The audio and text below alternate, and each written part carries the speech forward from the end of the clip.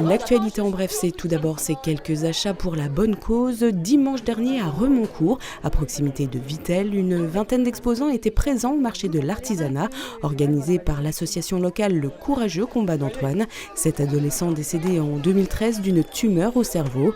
Depuis, l'association collecte quelques 40 000 € par an qu'elle reverse à la recherche et aux familles d'enfants atteints d'un cancer.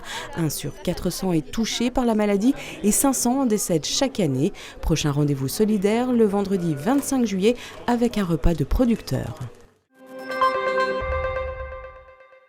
Mettre en avant le patrimoine de la région et notamment celui lié à la Première Guerre mondiale, voici l'objectif de l'Office de tourisme de Saint-Dié avec l'installation de sa nouvelle exposition. Des panneaux prêtés par l'historial franco-allemand du Hartmann Willerkopf jusqu'au 26 avril qui évoquent le conflit de 14-18 à travers une vingtaine de sites funéraires et mémoriels d'Alsace-Lorraine classés récemment à l'UNESCO. Dans les Vosges, les nécropoles de la Fontenelle, de la Chaplotte et des Tiges peuvent se visiter tout au long de l'année. Quant à l'exposition itinérante, elle sera à découvrir cet été au Banza.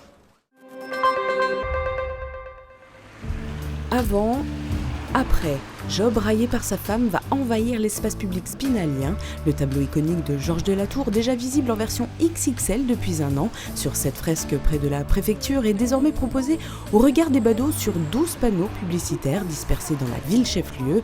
Le fruit d'ateliers à destination d'un public, vous le voyez sur ces quelques exemples hétéroclites, des femmes et des hommes de tous âges et de toutes conditions qui ont rejoué la scène à la lueur de la bougie.